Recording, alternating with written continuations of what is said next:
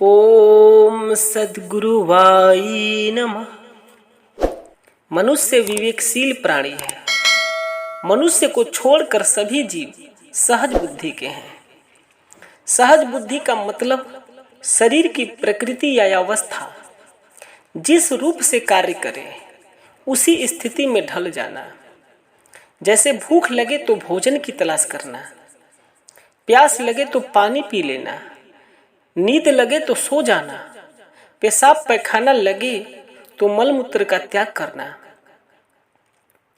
काम वासना जगे तो विषय भोग में लिप्त हो जाना।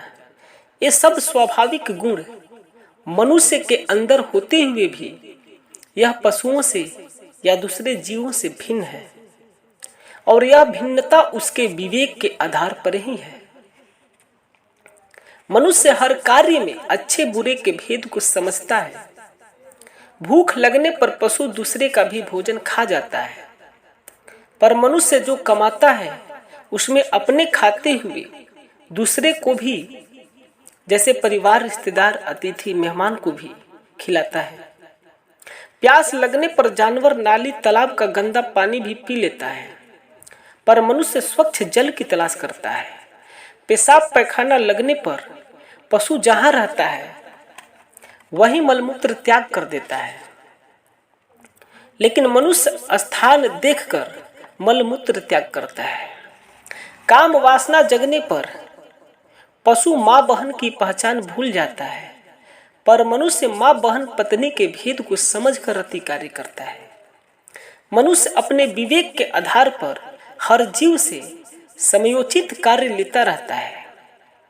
दूसरे जीव अपनी प्रकृति स्वभाव के अनुसार जन्म लेते हैं और जीवन जीकर मर जाते हैं, किंतु मनुष्य अपने विवेक को जागृत करके हर कुछ जानने का प्रयास करता है। पशु अपनी प्रकृति के अनुसार आज तक वैसे ही जीवन जी रहे हैं जैसे उनके पूर्वज जीते थे, लेकिन मनुष्य भोजन, वस्त्र, मकान के साथ साथ शिक्षा और संस्कार को भी अपनाया। दूसरे जीवों की अपेक्षा अपनी सभ्यता को अत्यधिक विकसित करने का प्रयास किया है। मनुष्य आज समुद्र की गहराई, आकाश की ऊंचाई के साथ साथ अंतरिक्ष में भी सफर कर रहा है। आज हम दुनिया में जो कुछ भी पुराने या आधुनिक आविष्कार देख रहे हैं वह सब मनुष्य के विवेक बुद्धि की देन है। जिस दिन मनुष्य अपने विवेक को खो देगा वह पशु से भी गया गुजरा होगा। किसी विचारक ने कहा है, झड़ गए पूंछ, झड़ गए रोमांच, पशुता का झड़ना बाकी है। बाहर से तो संवर गए, अंदर से संवरना बाकी है। विचारक कहते हैं, पहले मनुष्य बंदर के जैसा हुआ करते थे। उनके एक पूंछ और पूरे शरीर पर रोम अर्थात बाल हुआ करते थे। रोम और पूंछ तो झड़ गए, लेकिन पशुता अभी नहीं झड़ी। आज मनुष्य अपने आप को बाहर से खूब सजाने और संवारने का प्रयास कर रहा है, लेकिन अंदर से राग, द्वेष, छल, कपट से भरा है।